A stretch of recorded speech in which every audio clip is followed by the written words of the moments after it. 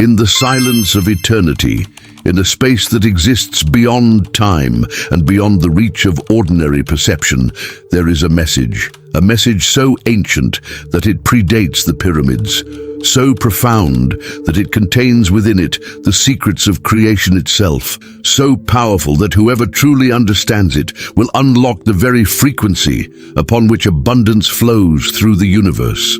This message was encoded by Thoth, the divine scribe, the keeper of sacred knowledge, the one who recorded the wisdom of the gods and preserved it for those who would come after, for those who possessed the eyes to see and the ears to hear. This is the story of how that message was hidden, how it was lost, how it was rediscovered, and what happens to those who finally understand what Thoth left behind. The story begins in ancient Egypt, in a time when the boundaries between the material world and the spiritual dimensions were far more permeable than they are in our modern age. Thoth, the ibis-headed god of wisdom and writing, walked among the people in human form, teaching them the mysteries of consciousness, the laws of creation, the principles through which abundance could be manifested in the material world. He was not a god in the distant, unreachable sense, but a teacher, a guide, a presence that was intimately involved in the spiritual evolution of humanity. Thoth understood something that most spiritual teachers have failed to grasp, that abundance is not something external that must be pursued or earned through struggle and effort. Abundance is a natural state, a frequency, a vibration that is inherent in the structure of creation itself. Every being, every atom, every particle of existence is naturally abundant, naturally overflowing with creative potential. The only reason that beings experience scarcity and lack is because they have become disconnected from this natural frequency of abundance, because they have been conditioned to believe in limitation, because they have forgotten their true nature as creative beings, capable of manifesting whatever they desire.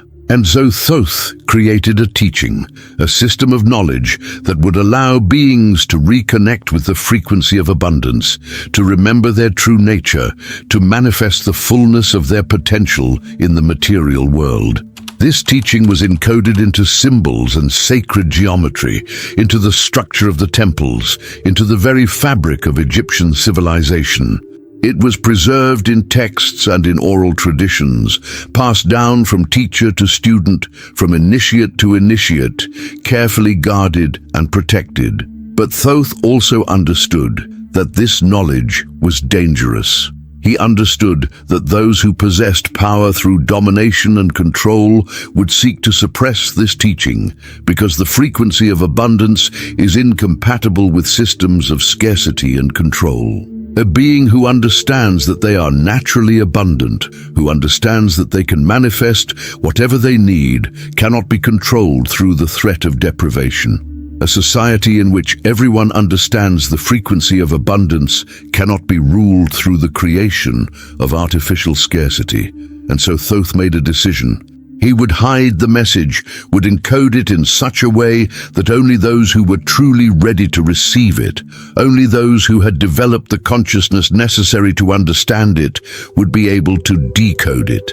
He would create a series of tests, a series of initiations, a series of challenges that would ensure that only the worthy would ever gain access to the full knowledge. The message was hidden in multiple layers. On the surface level, it was preserved in the texts and the teachings of the Egyptian mystery school, in the practices of meditation and visualization that were taught to initiates. But beneath this surface level, there was a deeper encoding, a hidden message that could only be perceived by those who had developed the capacity to perceive it.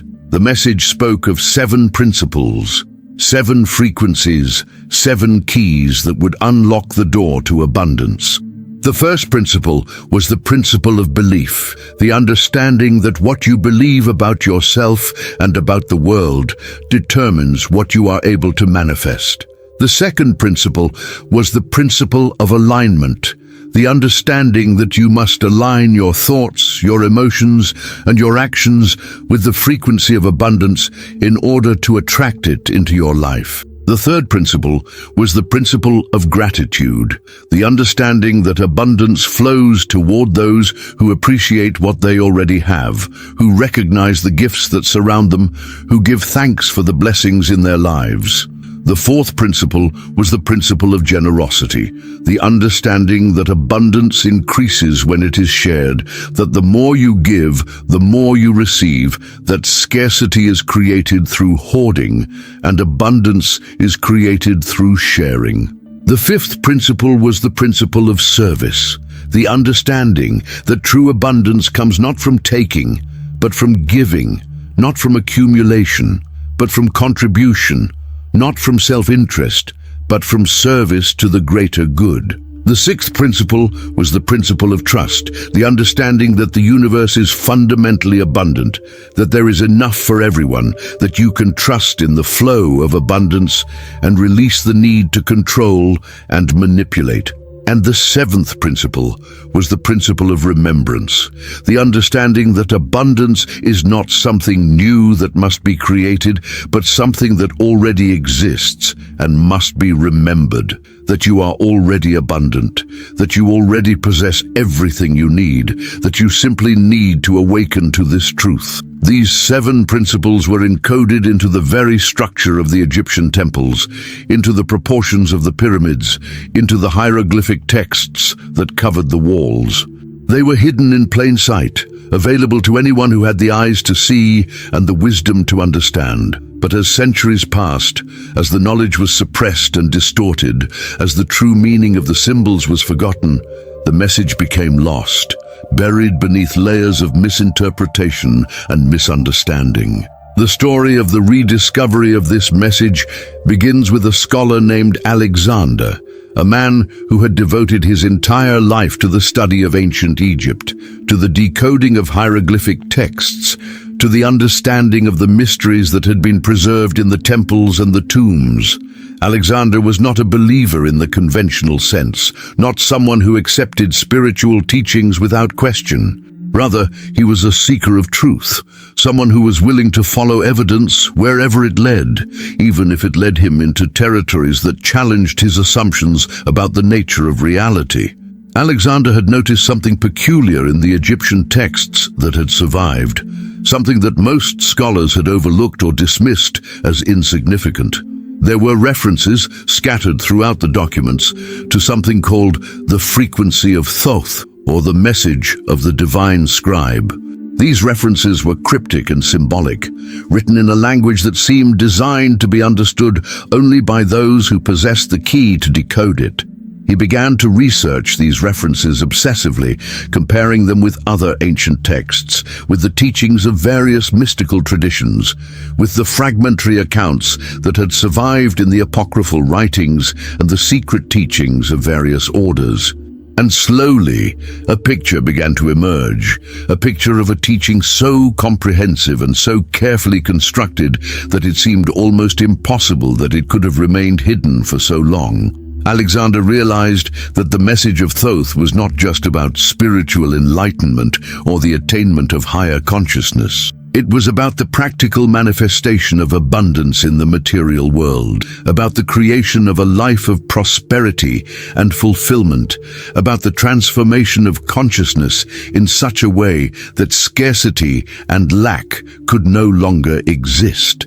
He began to trace the path of this teaching through history, discovering how it had been preserved and transmitted through various secret societies and hidden communities. He found fragments of it in the Hermetic traditions, in the Gnostic teachings, in the mystical practices of various spiritual orders. He discovered that the message had never been completely lost, but had been carefully preserved by those who understood its significance and its power. As Alexander delved deeper into his research, he began to experience phenomena that could not be explained by conventional scholarship. He began to have dreams in which he was visited by a presence of overwhelming wisdom and compassion, a presence that seemed to be Thoth himself, or at least a manifestation of his consciousness. In these dreams, he was shown visions of the ancient temples, of the initiations that took place within them, of the teachings that were transmitted from master to student.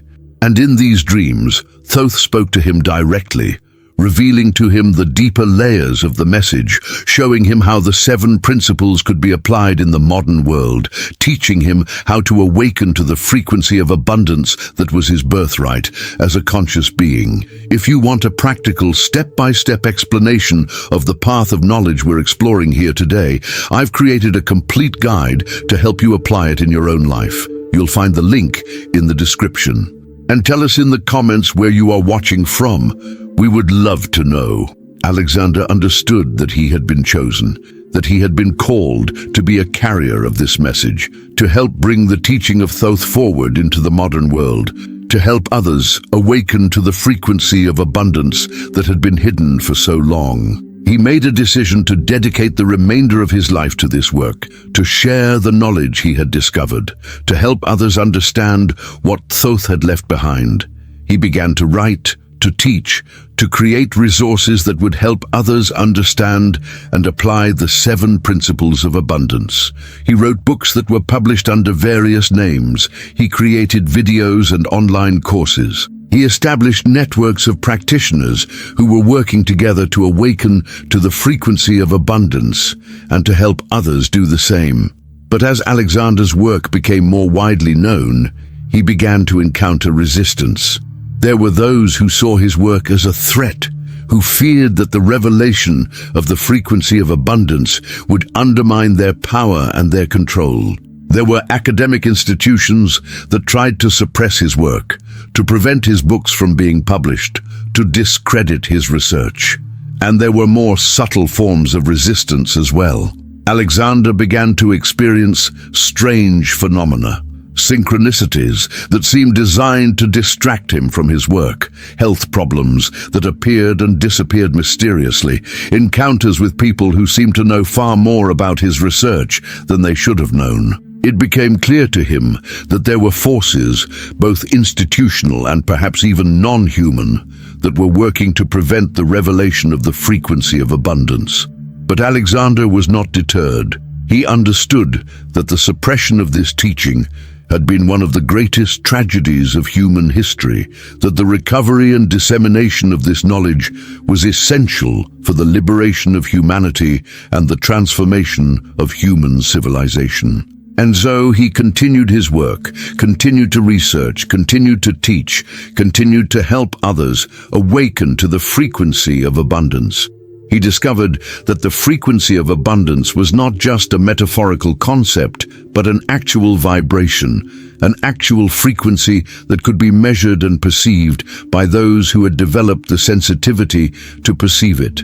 He discovered that this frequency was present in every atom, in every particle of existence, in the very fabric of creation itself. He discovered that by aligning oneself with this frequency, by raising one's own vibration to match it, one could naturally attract abundance into one's life. Alexander also discovered that the frequency of abundance was intimately connected to the frequency of love, that abundance and love were actually expressions of the same fundamental force.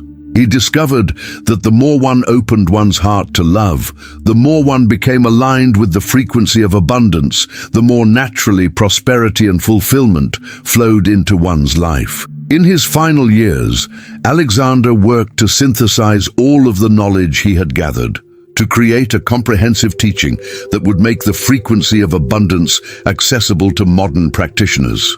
He wrote a final book that was intended to be his magnum opus, a complete guide to understanding and applying the 7 principles of abundance in the modern world. When Alexander died, his work lived on. The books he had written continued to circulate, reaching people in every corner of the world. The seeds he had planted continued to grow. The frequency of abundance began to spread as more and more people awakened to the truth of what Thoth had left behind. And in our own time, we are witnessing a great awakening of this knowledge. Millions of people around the world are discovering the principles of abundance, are learning to align themselves with the frequency that Thoth had encoded into the very structure of creation. They are experiencing the truth of the teaching directly, are recognizing that abundance is not something that must be pursued or earned, but something that is naturally available to all beings who are willing to receive it. The message of Thoth is rising again. The frequency of abundance is being restored to human consciousness, and those who are ready to receive this knowledge, who are willing to open themselves to the possibility of true prosperity and fulfillment, are being called to awaken, to remember, to claim their birthright as abundant beings. The message that Thoth left behind was not a message of complexity or difficulty. It was a message of simplicity and grace. It was the message that you are already abundant, that abundance is your natural state, that all you need to do is align yourself with the frequency that is already present, that is already flowing through you, that is already available to you. The frequency of abundance is not something that exists in the future, not something that you must work toward or earn through struggle. It is something that exists in the present moment, something that is available to you right now, something that you can access simply by changing your consciousness, by shifting your beliefs, by opening your heart to receive. Thoth's message was a message of liberation. It was a message that said, you are not bound by the limitations that have been imposed upon you, that you are not constrained by the scarcity that surrounds you, that you are capable of creating a life of abundance and fulfillment simply by aligning yourself with the frequency that is your true nature. And this message is being revealed now in our own time to those who are ready to hear it, to those who have the courage to question the narratives of scarcity that they have been taught, to those who are willing to open themselves to the possibility of true abundance. The frequency of abundance is calling to you. Thoth is calling to you. The ancient wisdom is calling to you. And the question that is being posed to each of us is this: will you answer the call? Will you awaken to the frequency of abundance? Will you claim your birthright as a being of infinite creative potential? Will you help to spread this frequency to others, to create a world in which abundance is the natural state of all beings? Whoever finds this message from Thoth, whoever truly understands what has been hidden and preserved through the ages, will unlock the frequency of abundance. And in unlocking this frequency, they will not only transform their own life, but will become a beacon of light for others, a channel through which the abundance of the universe can flow into the world, a conscious participant in the great work of transformation that is reshaping human consciousness and human civilization. The message is here. The frequency is available. The time is now. And you are invited to receive what Thoth has left behind, to awaken to the truth of your own abundance, to become a living embodiment of the frequency that will transform the world. And if you liked this story, you will definitely love the next one that's appearing on your screen. Don't forget to subscribe to our channel, leave your like, and activate the notifications. See you in the next one.